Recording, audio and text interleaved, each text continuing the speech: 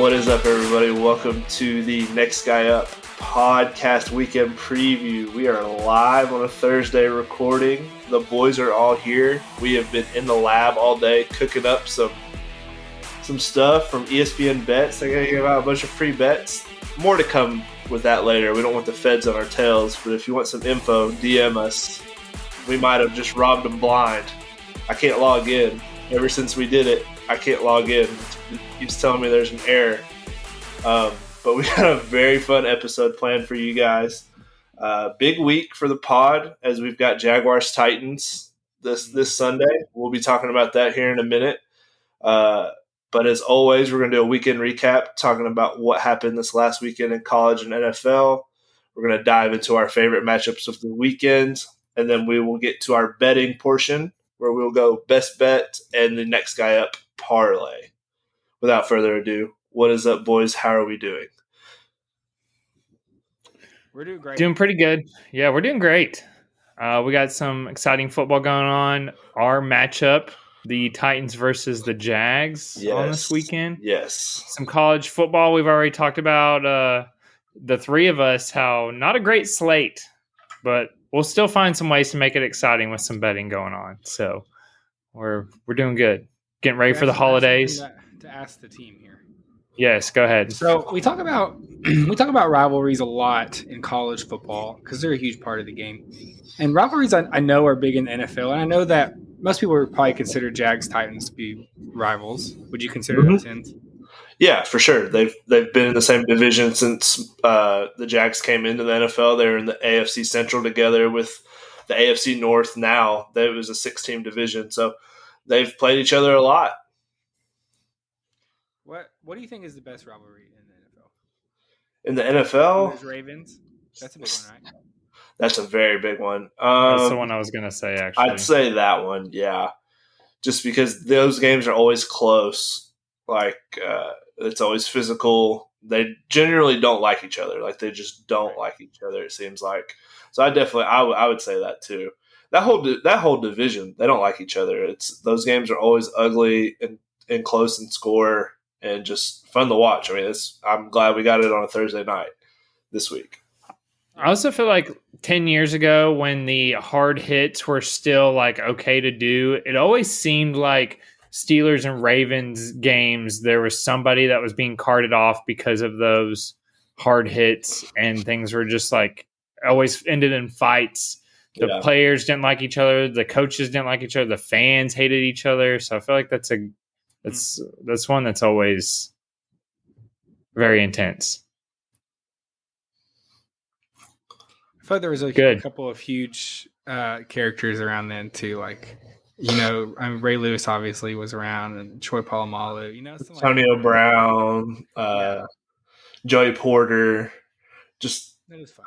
Yeah, it was good. Those early mid 2000s Steelers, Ravens, Bengals too. They had some guys that kind of fall in that category too, where they didn't like each other, and you could tell. So it's fun. I like when there's a little bit of an edge like that in the NFL. It seems like it's not as bad as the NBA. Like the NBA, they're all buddies. There's no true like we don't like this guy, rivalry type deal. But the NFL, there are a few teams that just do not seem to like each other, and that makes it more fun. Rivalries always, I think. I do think that the NBA misses that some. I think there maybe are some of those rivalries. Like back in the day, there used to be more. So I think with how often the players jump around, I saw a quote from LeBron this week, and he was like, it was about him and Kevin Durant playing against each other or something, and it was kind of talking about their friendship and how you always play harder against your friends or something like that. And I'm like, I don't know.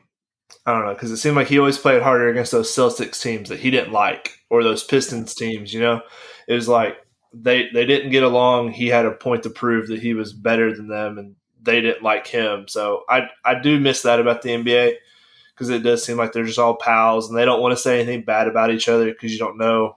We might be on the same team in a couple of weeks because the way the trades work in the NBA is wild.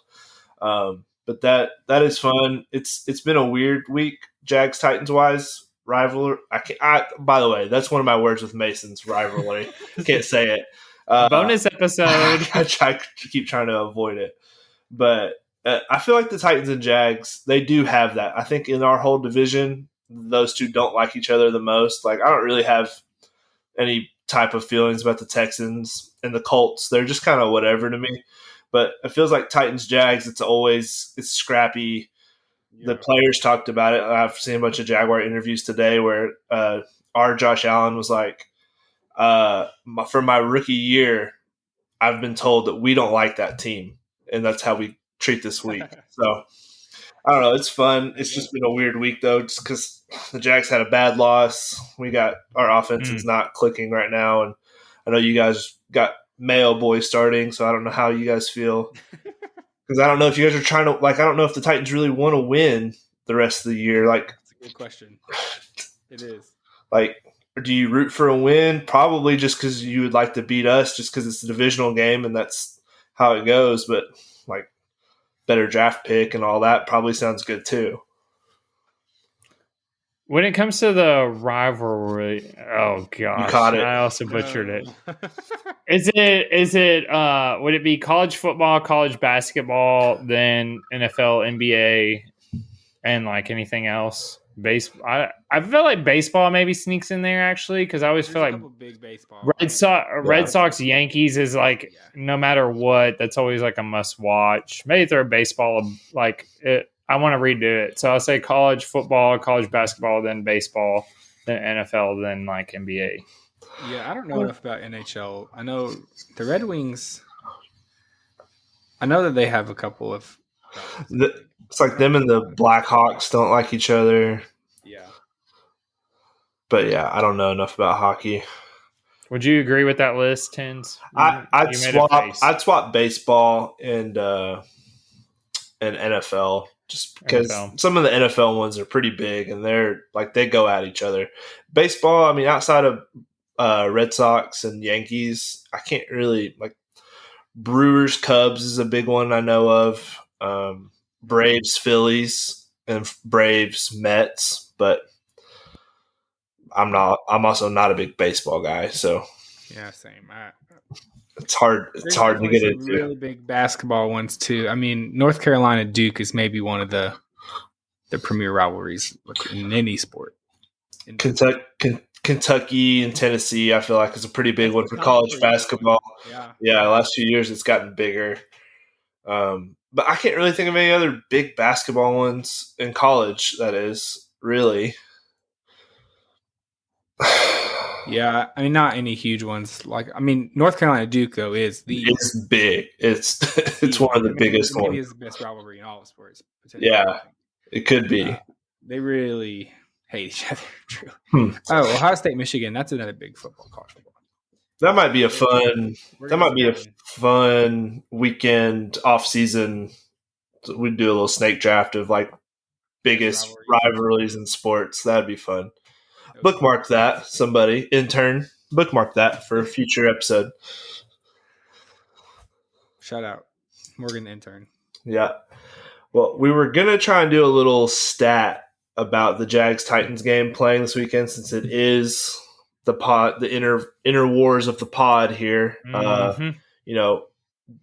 Zach, the Titans fan, me, the Jaguar fan, Mason riding on the fence of both.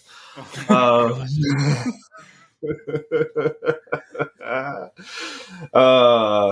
comment. No comment. He's not even commenting. He's pulling like a Lane Kiffin when he got asked about the job. We'll talk about that. Yeah. So, we couldn't really find. I don't know. We tried finding some fun stats. We couldn't somehow. We can find stats about pointless things for betting, but we couldn't find any good ones for this. So we were just going to talk about some of like our favorite moments between the two games.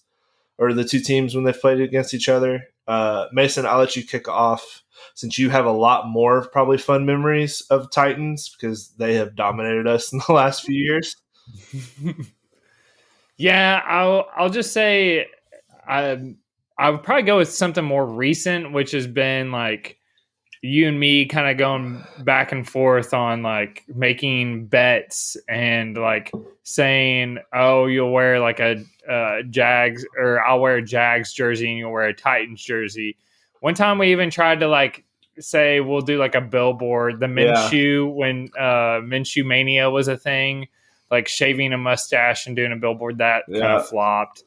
But I would just say altogether, I would probably have to go with just, that or I'm trying to think of like something specific.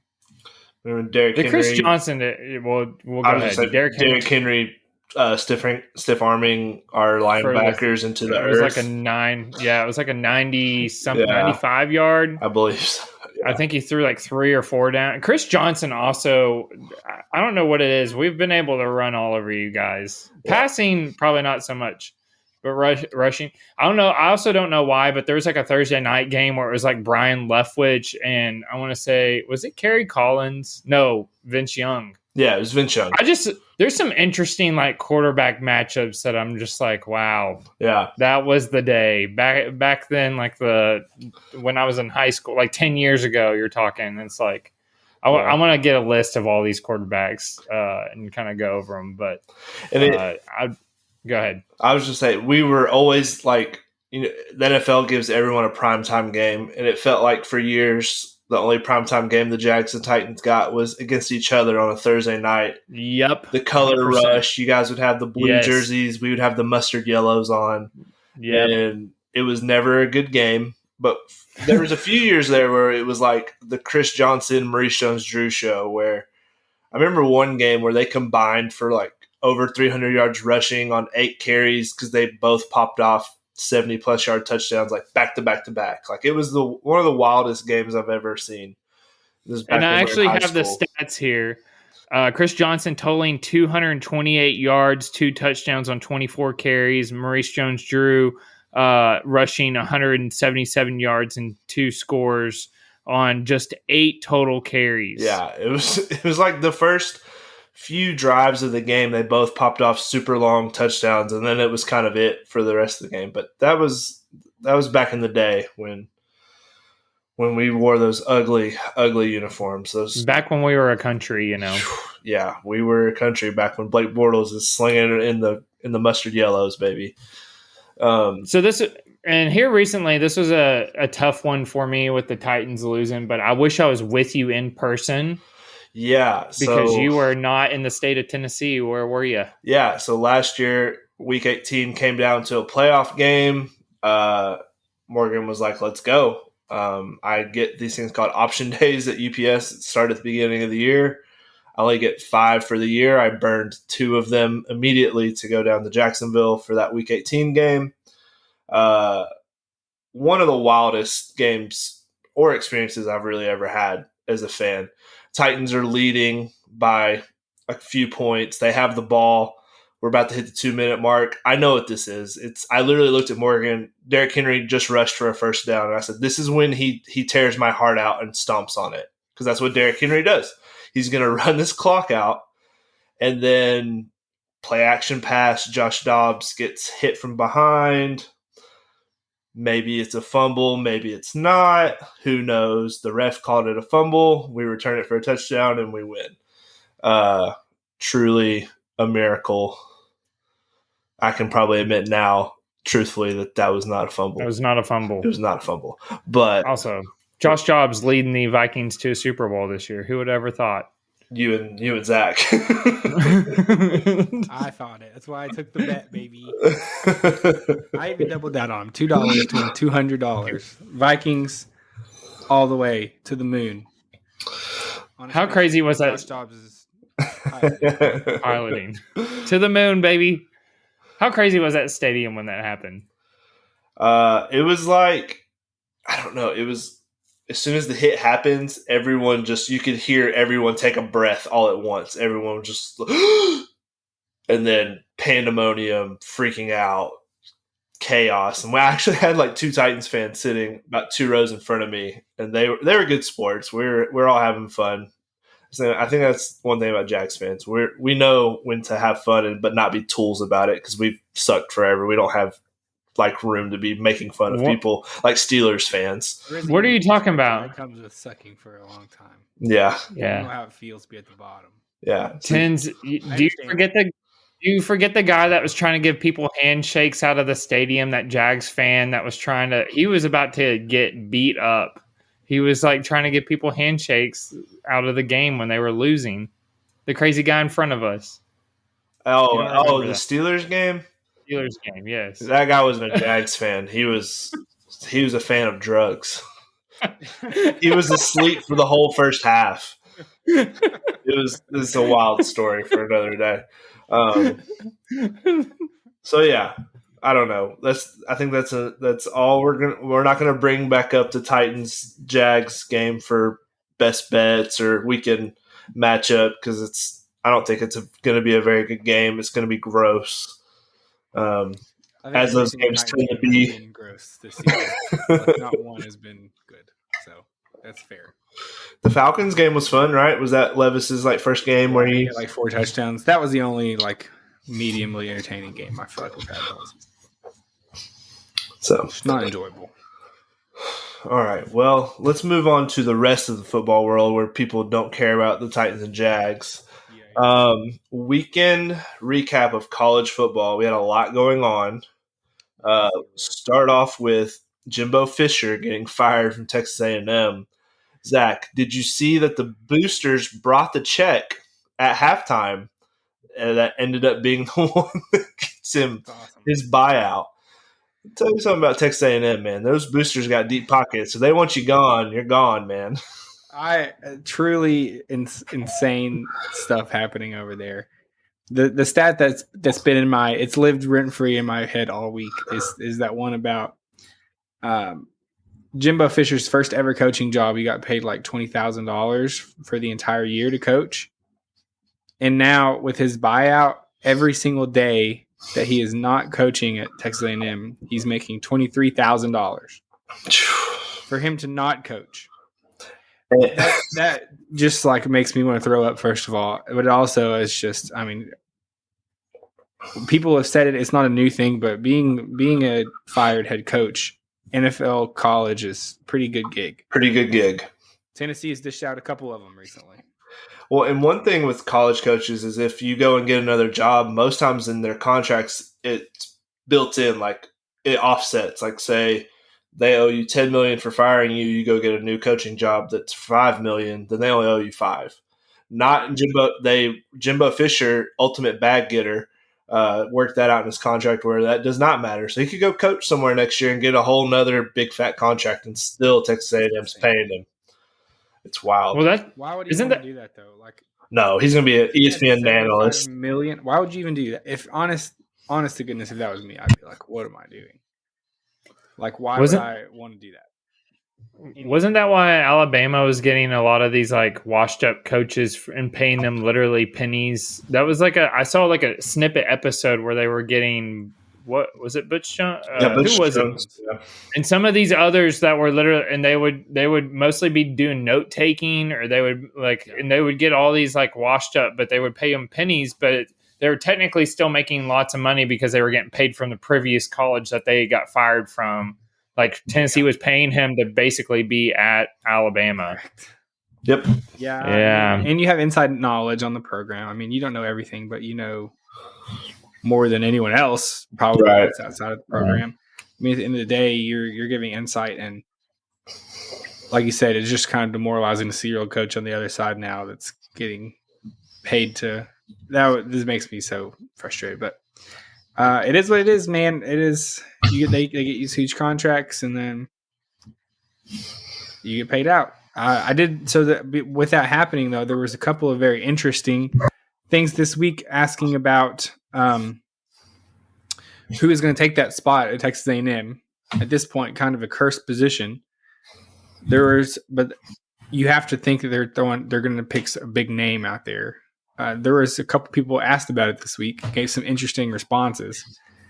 I saw a Twitter thread of someone who put together all the responses to them being asked about it. Did you see? Have you heard about any of this? No, I really only saw Dan Campbell's response, the Lions head coach. Oh, okay. What did he say? He said he has no intentions of leaving the NFL at this time. That's what they all say. So Lane Kiffin said I'm not going there again. I should have been prepared for that question. I wasn't, so I'm just not answering that. Oh, This wow. was Mason's response to being a Jags fan now. I don't know what you're talking about.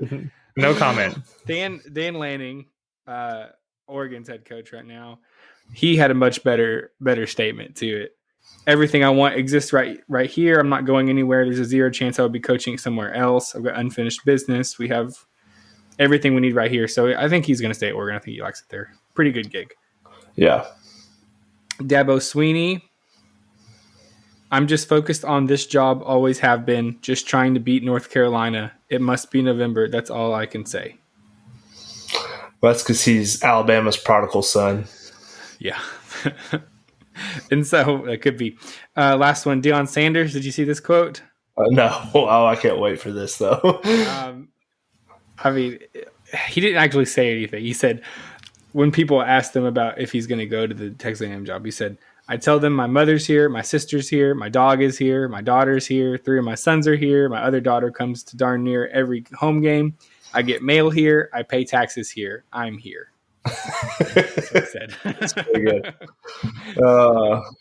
Who knows? I mean, there's going to be a big name coach go there without a doubt because they're going to get a bag. I mean, let's get Urban down there. Would love to see Urban Meyer down there at Texas. Love it. I would love it. But wild news, I think we're going to see some more coach firings and things like that as we go forward. So Mississippi State's head coach just got fired as well.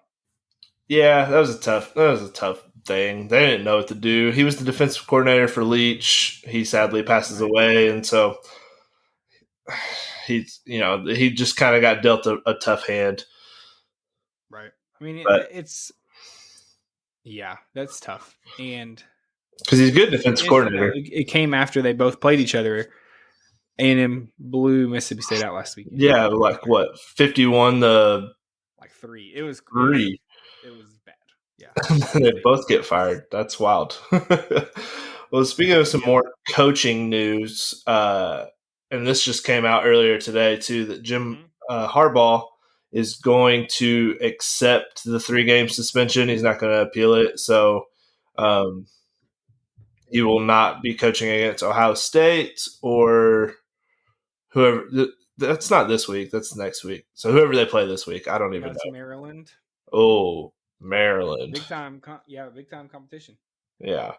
They're a 19-point favorite against Maryland. Gosh. It's okay. They got that backup, whoever he is, that's crying tears. Crying tears like he just passed away or something. Like we did outrageous stuff from this week. And then Jim Harbaugh had the huge press conference too, where he said some wild stuff. He's a wild man. He is a wild guy. Yeah. I think to avoid going to court and stuff, he basically was like, "Yeah, I'm just going to sit it out." So I think that further proves, in my opinion, he's going to the NFL. He's not gonna, because he's already suspended for the recruiting violations for like the first 3 games next year.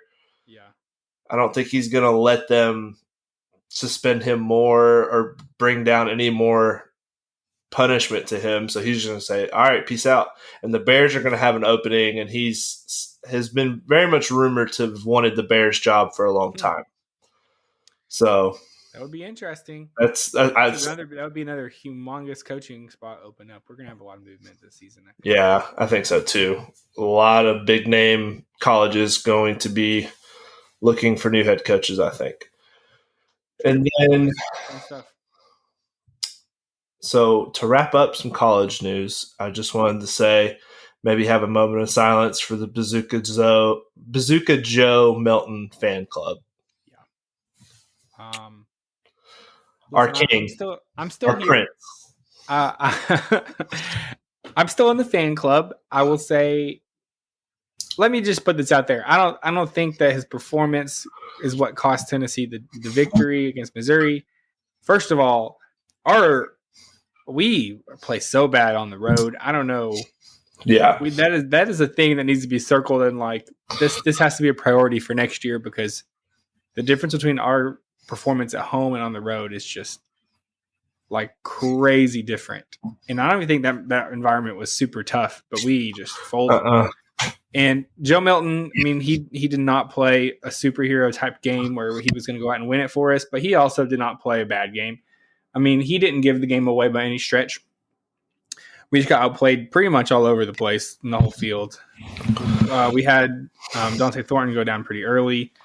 Yeah, there was a lot of things that happened there, but at the end of the day, I mean, we scored 3 points in the whole football game. So something didn't work for sure.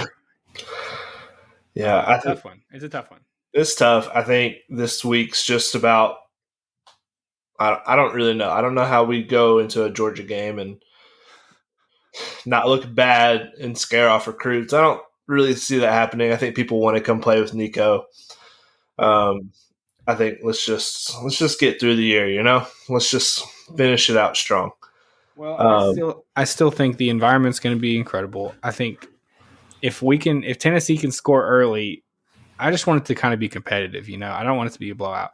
Yeah, and because you want to give that environment for the recruits, like you said, it's the biggest recruiting weekend for Tennessee for the entire year.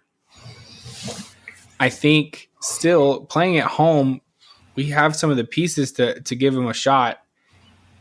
I mean, the line is 10.5 at this point, which is pretty steep, but if it were in Georgia, it would be much higher. It'd be worse. The stadium is like 10 points almost, probably by itself, and so we'll see.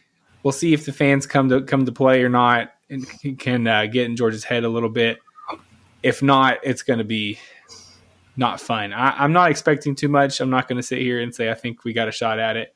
I think it's going to probably be not fun to watch by anyone. Yeah, but, there's a chance.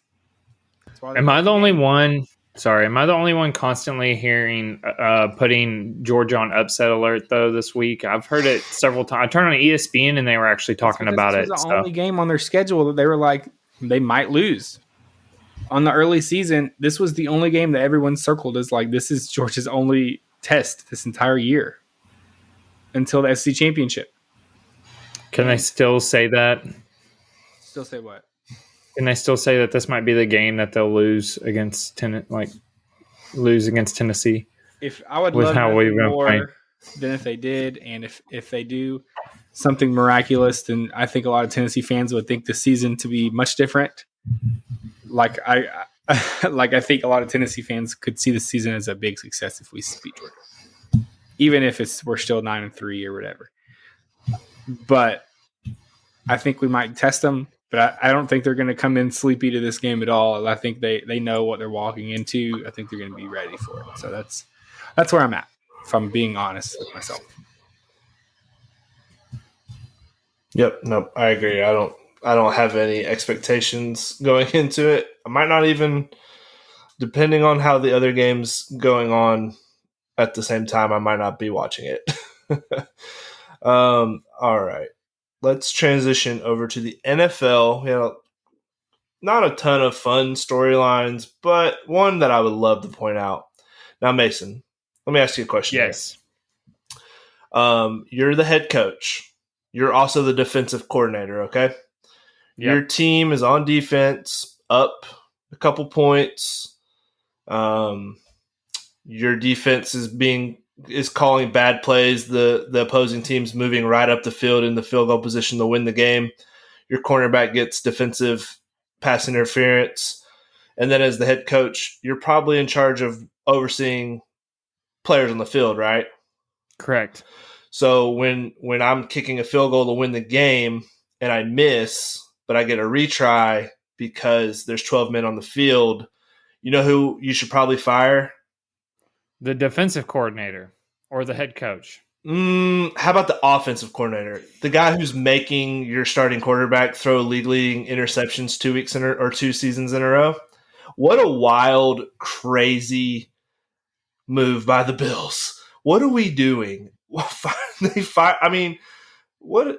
They're going to blame it on the offensive coordinator. That's on Sean McDermott. He's the head coach. How do you not know you have 12 men on the field for the game-winning field goal? What are you doing? The answer would be he was a scapegoat, Bob. Yeah. They had to make it look like they were going to make a change because they were underperforming, and he got kicked to the curb. But also, I felt like I listened to like a really smart podcaster one time at the beginning of the season that said something about Josh Allen leading the league in interceptions at like plus $1 billion. It's like plus 1,100. And told all of us to take it, all those listeners out there. And I'm not trying to jinx anything, but there's a smart. Do you remember who that smart podcaster was and what the podcast was called? I can't remember. It's on the tip of my tongue. Something like Tins at the Next Guy Up podcast in everyone's face. Correct. I've been out here spewing Josh Allen hate for months. Oh, don't worry. We've heard you. It's been if people could basically sum up this episode or this the Friday preview, what it's all about. It is Josh Allen's horrible and the Vikings are going to the Super Bowl. That's the two subjects right now that I feel like we constantly are talking about. And hey, we look pretty smart.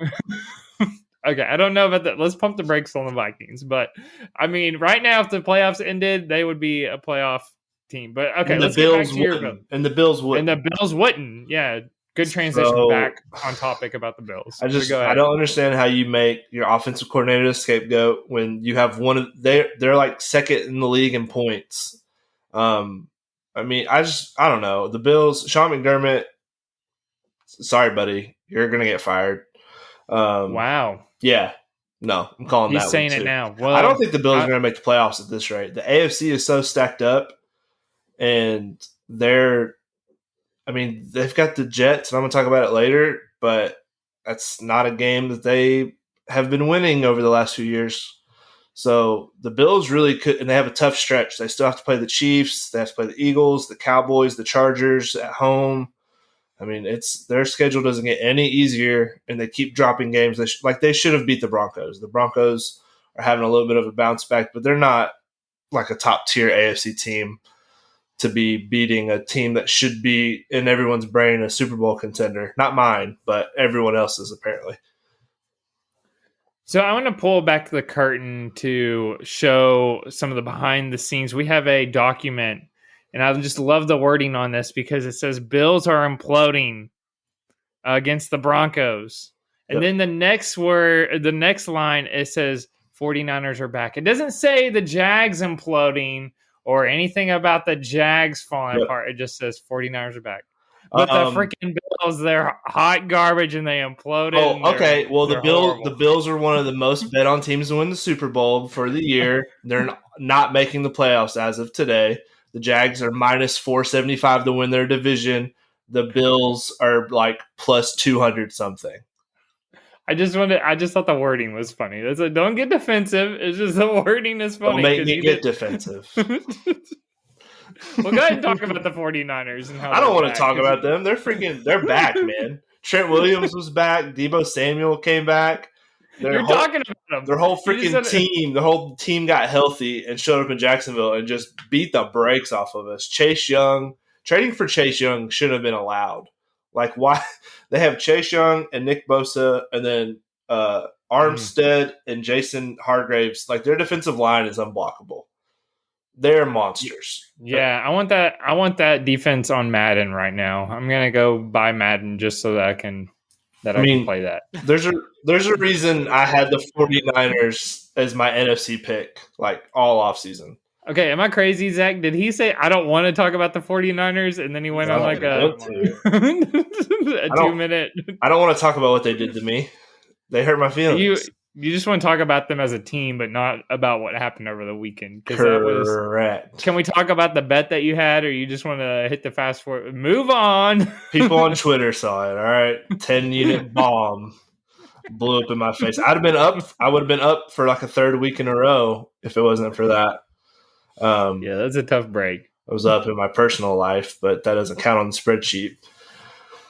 All right. So we had a bunch of games, a bunch of teams that played, but what team didn't play? Yeah, so the Kansas City Chiefs probably had the best week of anyone in the AFC, even though they're on bye. So they got the rest, relax. Travis Kelce got to go to Argentina, make out with his girlfriend. If you guys don't know, he's dating Taylor Swift. There's our Taylor Swift tag for the episode. right there. Taylor. Shout out Taylor. Shout out the Swifties. But every team that was kind of starting to creep up on the Chiefs record-wise to maybe contend for that number 1 seed, they all lost. The Jags lost. The Ravens lost. The Bengals lost. So Chiefs are just one step closer to having home field advantage for the whole playoffs, which is a true home field advantage out in Arrowhead. I mean, their fans are nuts. They pack that thing out. And so that's tough. That's tough for everyone that doesn't want to go play there. Let me ask a legitimate question. Is the Kelsey family having the best year of any family in the world? I'm being serious. I'm being legitimate. Because his brother, somehow his brother is nominated for like top sexiest guy for whatever magazine. I don't even remember. And then Travis Kelce is not even playing last week, and he still probably had more headlines than like any other NFL player just for what happened like in Argentina. And then like I just feel like we're constantly talking about him no matter what. So I'm going to give my list of the top 3 news stories that I'm sick and tired of for the NFL season. Are you all ready for it? Yes, I'm ready. Okay. Number 3, and it kind of died down after the injury, so week 1, but that would have been the Aaron Rodgers news. He's coming back, though. I'm tired of hearing that, too. I'm tired of hearing that. What if he does, though? He will hurt himself again. It would be okay, though. Can you imagine? Did I say NFL news storylines or did I say sports? Because it's sports, actually. Number 2, Jim Harbaugh and all of his mess that we've already talked about. Get over yourself, you cheater. And number 1, Travis Kelce and Taylor Swift. Those are the most annoying stories. It's just constant. Okay, we get it. It's popping up everywhere. They're dating. They love each other. We don't care. She changed the words of their song for Travis. Good for him. Top 3 stories. That's my top 3 stories. We get lots of clicks on those. Zach cares. I'll take all the Taylor Swift. I'll take all those stories if I can just stop seeing Jason Kelce everywhere. You love that guy. Arch nemesis. He is. He really is. He's top. For sexiest man of the year. I want to get him on the pod so you can talk to him. Let's see if we can make that happen. I'll talk to our sponsors. Yeah. Okay. Don't think that would be a family friendly pod. We'll just put the e-bite. We'll put the e-bite for that episode. Because he has potty mouth. Have you listened to New Heights? I have not. No free pub. Yeah, no free pub. Yeah, if you never listened, don't, because it sucks. Stay here. Anti-pub. So we're talking about Aaron Rodgers, his injury. A lot of quarterbacks have had some season-ending injuries. Kirk Cousins, and now Deshaun Watson. Ripped my fantasy team. Struggling, Zach. He's struggling a little bit. Yeah, he was. He was my second. I played him last week though, so he got me through my bye week, which was big for me. That's all you need him for. So that's what. So I'm going to ask a legitimate question. Was the Deshaun Watson? I'll have to look up how many games he's played already. It's not very many. Is that the worst trade in NFL history of all time? It's got to be. It's got to be, man. Of all time. I'm going to list them off, so go ahead and give your answer. I don't know. Okay. Bears. Yeah, let me throw some out. Bears trade up to draft Mitch Trubisky. That turned out well for them. Do you remember with Patrick Mahomes sitting there?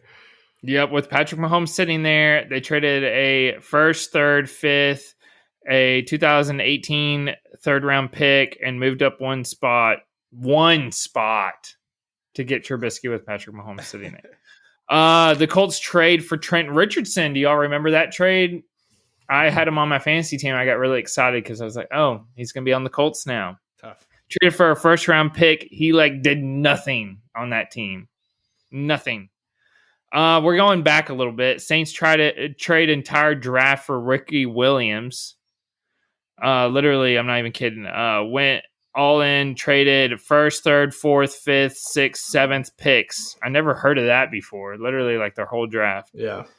As well as additional first and third round picks in the year 2000. I thought that was wild. I don't even know who this player is, but Jeff George. Colts traded up to get Jeff George. Herschel Walker, which I didn't know. This was like a horror, like listed as a horrible, but because he was on the Viking, or he got traded to the Vikings and did nothing.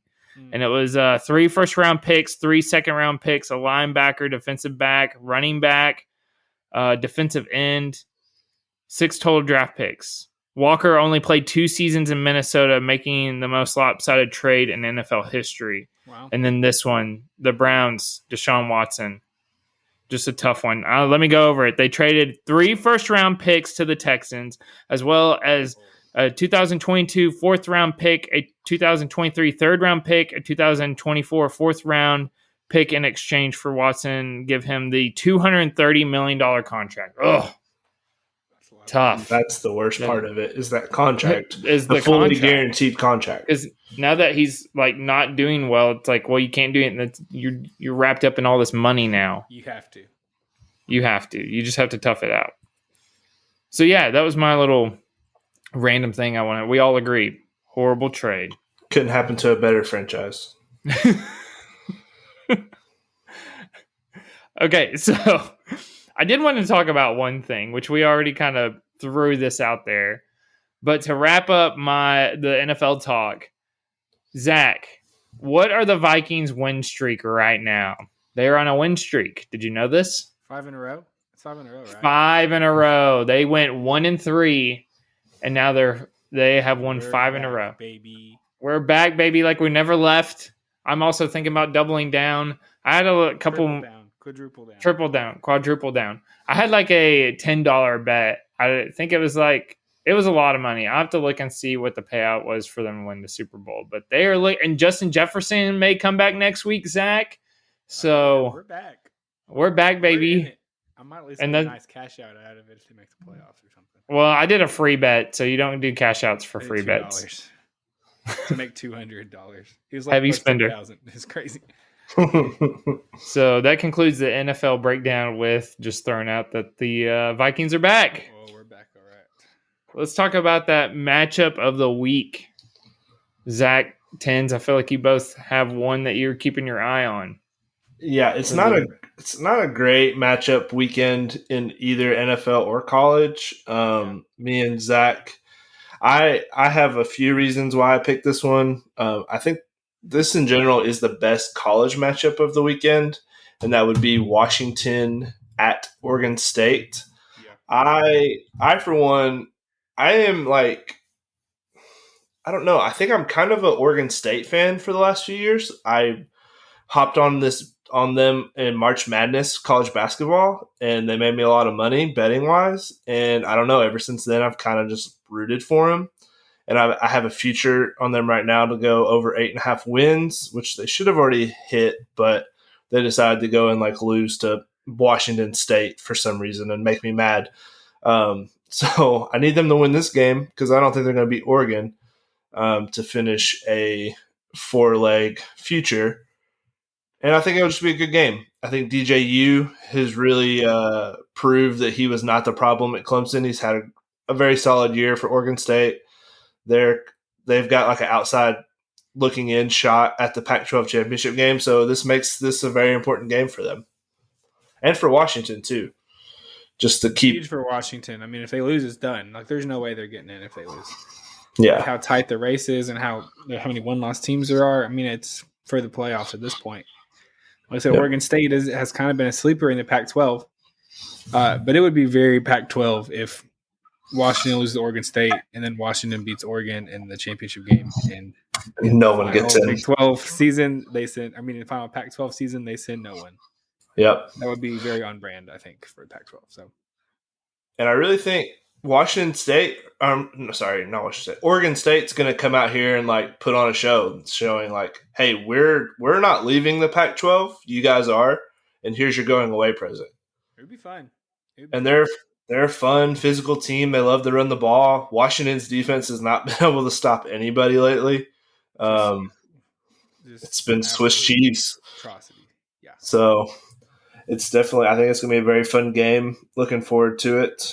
It's really the only good matchup of college football this weekend. Everybody else seems kind of rough. Yeah, UT there's one other Georgia decent maybe a game. little bit.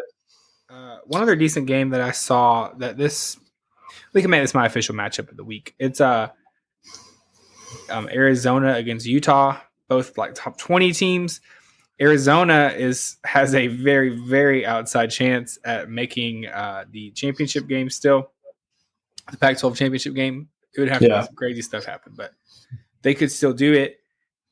And Arizona has had an incredible season compared to what they were projected to. Utah has lost their star quarterback, but I mean, they've still put together a very solid season, all things considered, with a pretty tough schedule.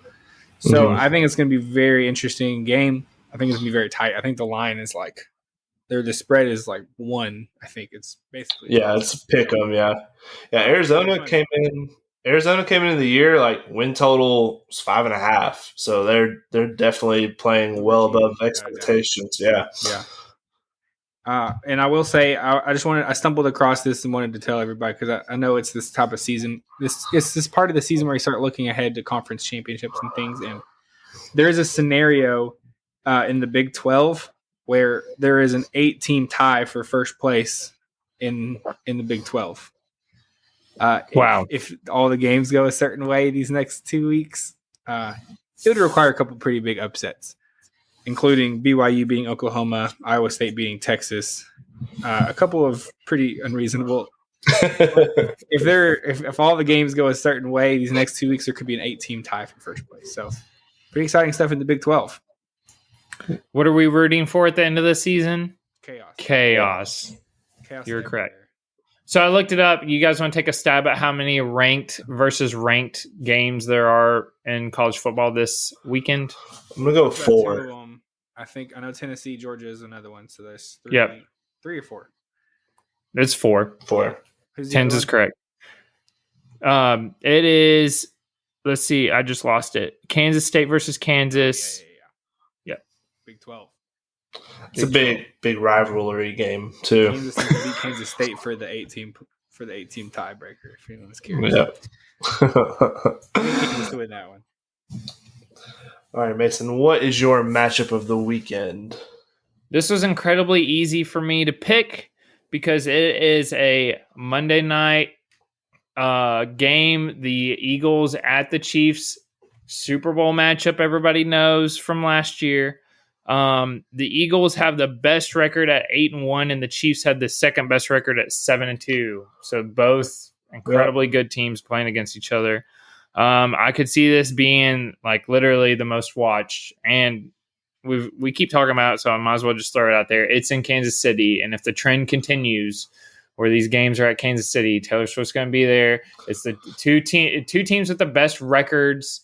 So, well, I don't know now that she's back on tour. Who knows? But it's going to be a huge game with, I mean, they both are the two best record-wise. I don't know if you agree with them being the best teams all together, but you can maybe throw the 49ers in there. But I'd say that's your top 3. Really incredible good game. So I'm excited to watch that one. It's going to be fun. I'm definitely looking forward to that.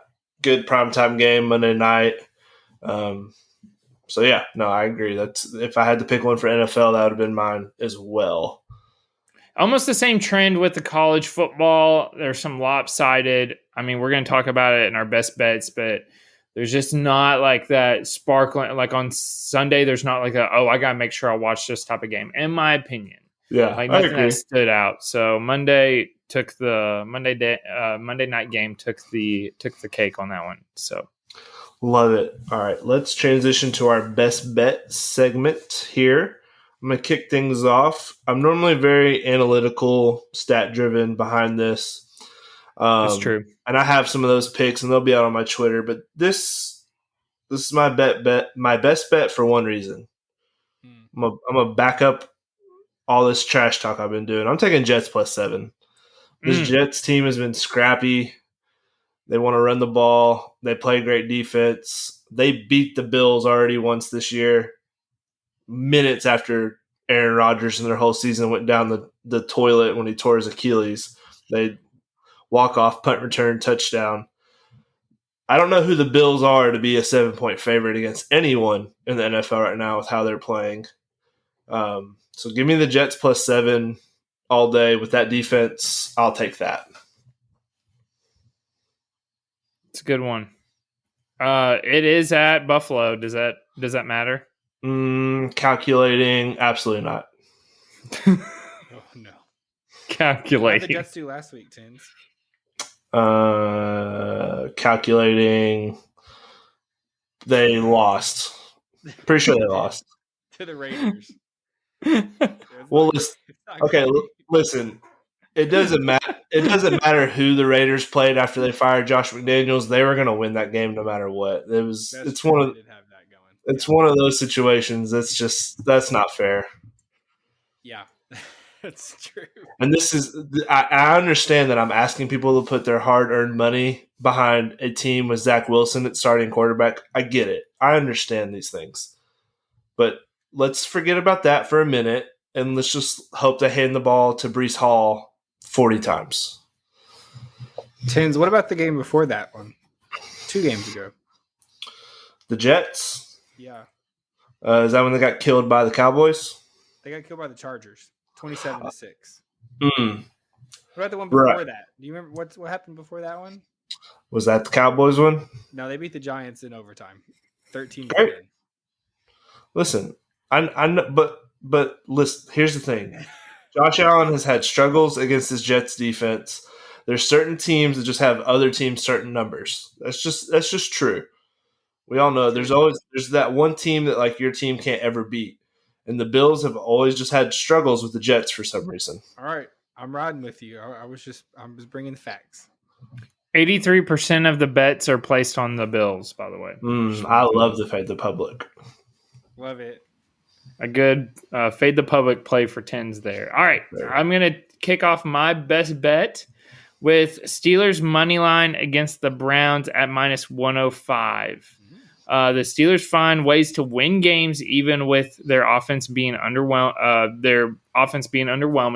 You know whose offense is even more underwhelming than the Steelers, Tins? The Brownies. They don't have Nick Chubb. They don't have Deshaun Watson, which we just talked about. They literally got backup central, but everybody's like, ooh, the defense. Ooh, the defense. Steelers also defense. I don't care. Steelers also have a good defense, by the way. Yeah, they do. But I just money line minus 105 Steelers. I'm taking it right then and there. I'm not afraid. So that is my best bet. I will like to add it is in Cleveland, but call me Tins. I don't care. He doesn't even care a little bit. I don't even care. So that's my best bet. Zach. All right. By the way, this is the most. I shouldn't have just transitioned with Zach. I need to hype it up a little bit because this is the most anticipated. Everybody looks forward to this section. They just fast forward at this point just to get Zach's pick right here, right now. This is it. This is what streak? What's the streak? I think we're Zach. six in a row for 6 in a row. Have been hitting. It's incredible. We got to keep it going at this point in the season. We're trying to make it all the way through. So I'll get my parlay. I have a lean that I really like. I actually have 2 leans that I really like. How'd your leans do last week? Really bad. The lean went bad. That's why it's a lean. That's why it was a lean. I have one pick that I and you can ask the boys here. I've been laboring over this pick all week. It's true. That's true. Ideas off of them, seeing what they think. I got to workshop it a little bit. And I've come around to what I think is a good pick. It's the game of the week. Like I said, I believe in betting on the games you want to watch. So Washington, Oregon State. The spread made me really nervous. It was 2.5 to 2 to like it changed throughout the week. It was started off as 1, I think. Oregon State -1 to move to 2.5. So that made me nervous. I don't really love that. I don't know if Oregon State's going to win that game at home, but I also know Washington. They made me nervous last time I watched that Washington USC game, and I had to root for Washington to win because, boy, was that scary. to watch Washington's defense. So with that in mind, after looking at some of their previous games, I'm decided to take over 62.5 points for Washington, Oregon State. So maybe you're out there and you're like, wow, that's a lot of points. And yes, it is a lot of points.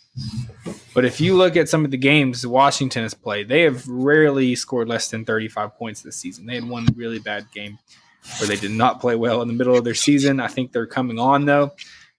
Their offense is, they're just very good. They're maybe the best offense in the country still. Defense is garbage, which is great for an over. I think Oregon State will score points. I think Washington will score points. When it's all said and done, I think we hit that 62.5. I think it becomes a shootout, kind of similar to that Washington USC game, kind of similar to all of Washington games this season. And we will see who comes out on top. But I think they're going to score the 62.5 points. I love this pick. I was looking at it before Zach was in the lab. When he sent it, I texted him immediately. I was like, yeah, I was looking at this too. I feel like this is a great pick. So I will once again be riding multiple units on Zach's best bet because that's what I do, because I ride. It's what we do. Let's start multiple. Up the next guy up parlay here. Obviously, Zach's leg is Washington and Oregon State over 62.5. I'm going to hand out my leg right now. We're going to have a nice long sweat this weekend because my pick is on Monday night. It's Chiefs money line, boys and girls. This to me is just the Chiefs off of rest. Andy Reid is one of the best coaches when he has extra time to prepare. I like the Eagles. I feel like they are definitely one of the top teams this year, but there's something that's been a little bit off with them all year. Their secondary has been very vulnerable to tight ends. Well, the Chiefs have the best tight end in the league. So I feel like Patrick Mahomes is going to pick them apart, going to kind of negate that defensive line getting to him. Quick passing game to Travis Kelce. So I look for the Chiefs. Just going to take a money line. I'm not going to take the spread, the -3. Keep it simple. Don't like that. Keep it simple. Money line. It's a good bet, Tin. It's a good bet. I was getting the odds together here, so now I'm, just stalling, and I got mine, which is Cowboys alternate spread. I would like to add -6.5 at -205. The Cowboys are 6-3 against the spread this season. That is tied for the third best out of all NFL teams. They are playing against the worst team in the NFL and the worst team against the spread this season. That would be, say it with me, everybody, Carolina Panthers. Thank you. They are 1-6-2. The spread is at -10.5. I think it's going to grow even more. But to give us, 10 said we're going to sweat out his leg through Monday. I want to give us not a sweat. So we're just going to go with the 6.5. Just take the 7 point. They just have to win by a touchdown. Don't have to worry about the 10, the hook at the 10.5. We're just going to go with -6.5 to create this parlay. And I have the odds set up here. Drum roll, please, everybody. That would be +380. That's nice. 380. Lock it in. I like a Chiefs -148. Cowboys -6.5 at -205, and then the over at 62.5 at -108. Okay, that is our parlay for you to wrap up. Yes, go ahead. Here. Love a lean. I love Kentucky at -1 against South Carolina. My record of betting against the bad teams this year has been very good. Bet against USC a couple times. Bet against South Carolina. It's it's pretty safe. Kentucky's better overall. Running game is much better. I think they win comfortably, even though it's on the road in a close game. I think Kentucky has more to play for at this point in the season. The other lean I have is Missouri over Florida at, I think it was at -10.5 last time I saw it. Missouri is a legit team. They're at home. I don't see a reality where, I know they're banged up right now and they have a couple of pretty bad injuries on their team, I don't see a reality where they don't win by 10, by 11 points, though. So 2 leans. If you feel good about them, there they are. I like those bets. Not official, though. Let me say that to everybody. Not official bets. Leans. His leans are good, though. Not last week, but sometimes. As long as he doesn't lean towards Vandy, he's good. Never again, Vandy. Well, that is our show today, guys. Thank you for being here with us. Thank you for listening to our weekend preview show. We will be back here on Monday. Messing Around Mondays. We have a big show for you. We are doing Thanksgiving preview. We're doing Thanksgiving desserts. Huge draft on the board. I'm excited about it. We make sure you are, if you're not on Twitter, if you're not on Instagram, with us there on Facebook. We've had some fun conversations there on the Facebook. Twitter too. Tins is giving out picks. We're getting hot here on the betting streak. So make sure you're following us there, getting all those bets in.